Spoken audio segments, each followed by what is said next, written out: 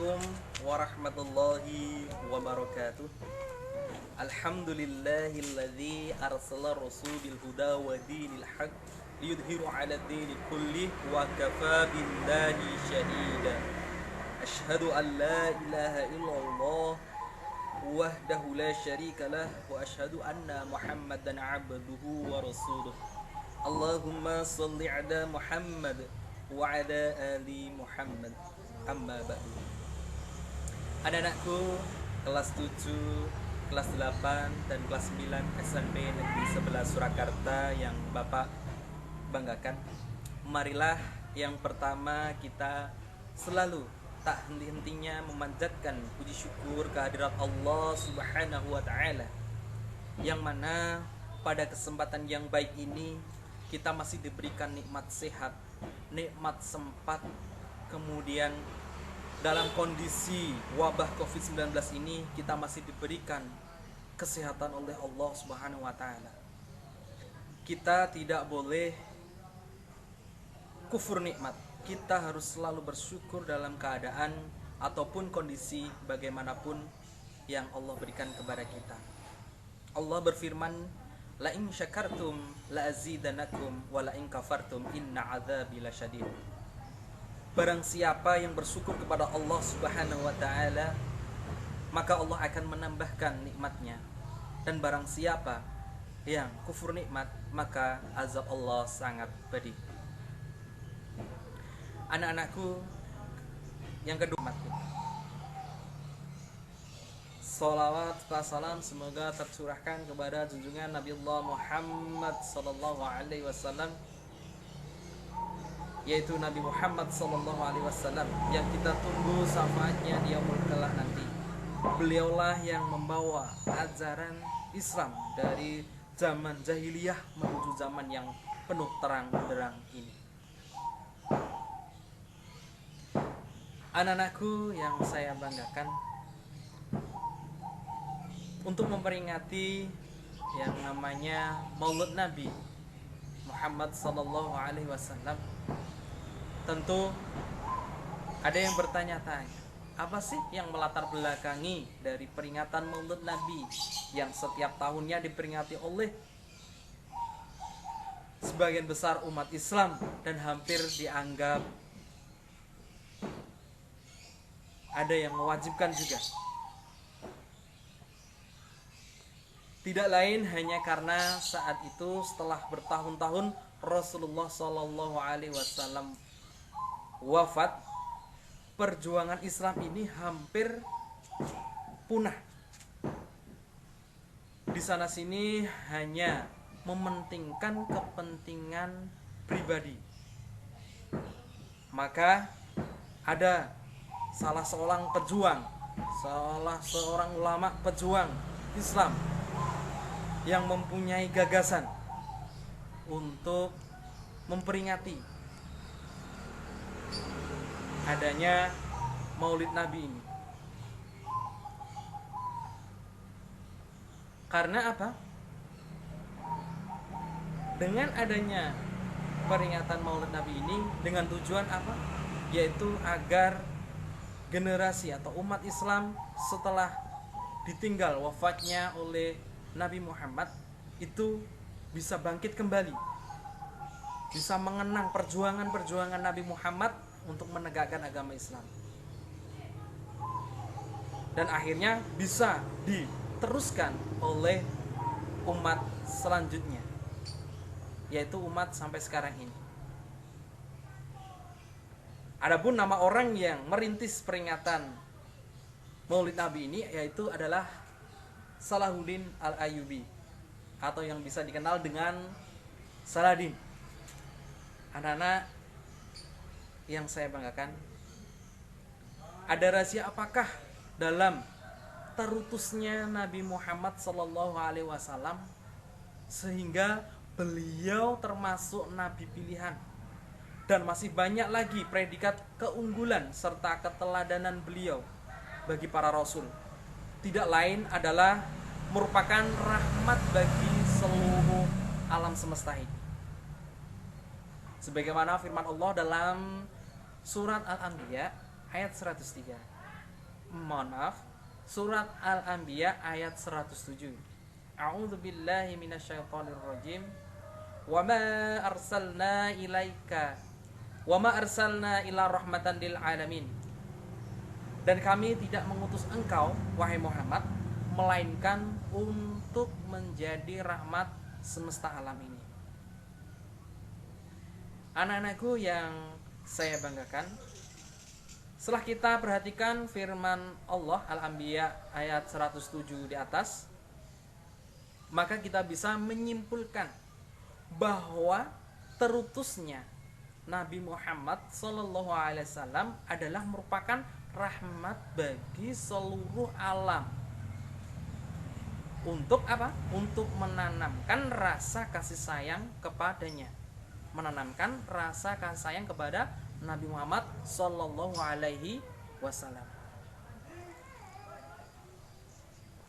Apakah itu alam yang berupa manusia, hewan, flora dan fauna maupun tumbuh-tumbuhan? Semua itu akan memperoleh rahmat atau kasih sayang melalui terutusnya Rasulullah SAW. Adapun sebagai bukti bahwa sesungguhnya itu benar, maka marilah kita amati melalui yang namanya agama.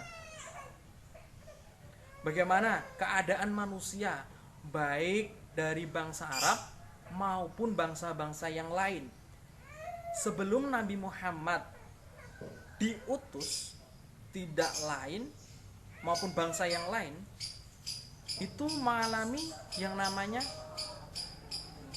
kebodohan, memprihatinkan, di mana dalam hal keagamaan. Kita ketahui di bangsa Arab sebelum diutusnya Nabi Muhammad SAW menjadi Rasul, keadaan yang ada di bangsa Arab yaitu mengalami memprihatinkan, yaitu bisa dikatakan zaman jahiliyah, dikatakan zaman kebodohan. Bodoh dalam hal apa? Bodoh dalam hal keyakinan, kepercayaan. Karena sebelum Nabi Muhammad diutus jadi Rasul, itu belum adanya yang namanya aturan agama yang mengatur manusia. Di sana masih banyak orang yang menyembah berhala, kemudian minum minuman khamr, kemudian masih banyak perselisihan atau permusuhan di antara satu dengan yang lainnya. Nah, semuanya itu disebabkan karena belum adanya aturan ataupun agama yang mengatur umat manusia di suatu daerah tersebut. Nah, kita ketahui bahasanya dengan diutusnya Nabi Muhammad SAW menjadi Rasul, sedikit demi sedikit Rasulullah SAW memberikan keteladanan kepada manusia, umat manusia yang ada di lingkungan tersebut. Dengan cara apa? Yaitu dengan cara dakwah Nabi Muhammad melalui keteladanan beliau. Kita ketahui karena Allah itu berfirman dalam Al-Quran, laqad kana fi rasulillahi uswatun hasanah. Telah terdapat pada diri Rasul yaitu sauri teladan yang baik. Nah, dengan datangnya Nabi Muhammad diutus menjadi Rasul, maka demi sedikit demi sedikit, maka perilaku, kemudian sikap itu mulai membaik. Apa saja keteladanan ataupun yang harus kita teladani dari sifat-sifat Nabi Muhammad SAW? Yang pertama, Nabi Muhammad itu mempunyai sifat yang namanya sifat sidik. Yang kedua, amanah. Yang ketiga, fatonah. Yang keempat, tabligh. Nah, keempat sifat wajib yang dimiliki oleh Rasulullah SAW itu wajib kita teladani, wajib kita tiru. Yang pertama, sidik. Sidik artinya jujur. Jujur dalam hal apa? Rasulullah itu selalu berkata jujur apa adanya. Ya, tidak mungkin Allah itu mengutus nabi yang suka berbohong, tidak mungkin. Jadi Nabi Muhammad itu selalu berkata jujur. Maka keteladanan itulah yang harus kita tiru sebagai manusia yang beriman, yaitu harus selalu berkata benar, berkata jujur kepada siapapun itu, kepada kedua orang tua, kepada guru, kepada pokoknya semua orang harus berkata jujur. Anak-anakku yang saya banggakan, keteladanan yang kedua yaitu amanah. Amanah yang artinya adalah dapat dipercaya. Jadi Nabi Muhammad itu dipilih oleh Allah karena dia mempunyai sifat amanah, dapat dipercaya. Keteladanan itulah yang harus kita tiru dalam kehidupan sehari-hari kita. Ya. Yang namanya amanah itu contohnya misalkan kita itu diberi uang oleh orang tua untuk membayarkan buku di sekolah. Maka kita harus membayarkan uang itu ke sekolah. Jangan dibuat untuk jajan. Nah, kalau amanah itu sesuai dengan disampaikan dengan harus sesuai dengan yang sesuai tempatnya, itu amanah. Nah, yang ketiga yaitu sifat fatonah. Apa itu fatonah? Cerdas, pintar. Jadi Rasulullah itu mempunyai sifat cerdas, sifat fatonah, pintar. Tidak mungkin Allah itu memilih nabi, mengutus rasul itu yang tidak pintar. Pasti dia cerdas. Cerdas dalam hal apa? Dalam menyampaikan dakwah, dalam berpikir, bermusyawarah dan lain sebagainya. Nah, keteladanan itu yang harus kita contoh sebagai seorang pelajar.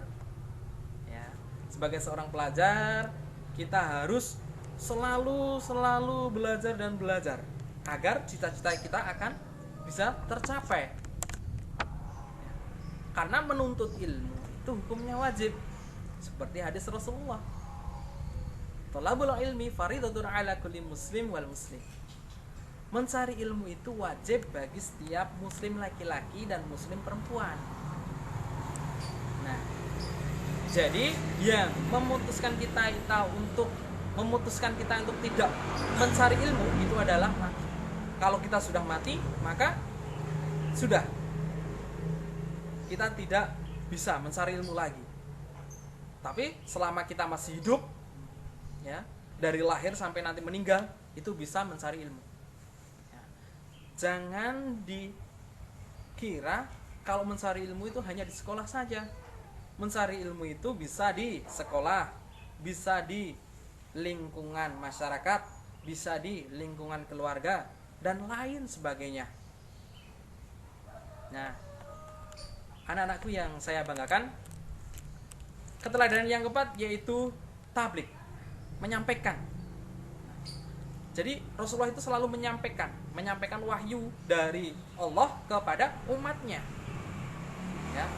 Jadi keteladanan yang harus kita ambil dari sifat tabligh ini adalah kita harus menyampaikan ilmu yang kita miliki sesuai dengan apa yang kita ketahui. Jangan sampai kita berbohong atas ilmu yang kita dapat kemudian kita bohongi orang lain. Itu tidak boleh. Ya. Oke, demikian ceramah singkat dari saya. Semoga bermanfaat dan tetap belajar, semangat, jangan putus asa ya. Dalam kondisi yang seperti ini, adanya wabah COVID-19, kita itu harus semangat belajar. Jangan dijadikan alasan karena wabah COVID-19 ini kita jadi kendur semangat belajar kita. Justru dengan adanya COVID-19 ini kita sikapi dengan bijak, yaitu kita bisa belajar lebih baik lagi melalui internet, melalui online, melalui media-media sosial yang lain. Semoga kita dalam lindungan Allah Subhanahu wa taala dan terhindar dari semua mara bahaya dan penyakit. Wallahul muwafiqu illa aqwamit thoriq. Wassalamualaikum warahmatullahi wabarakatuh.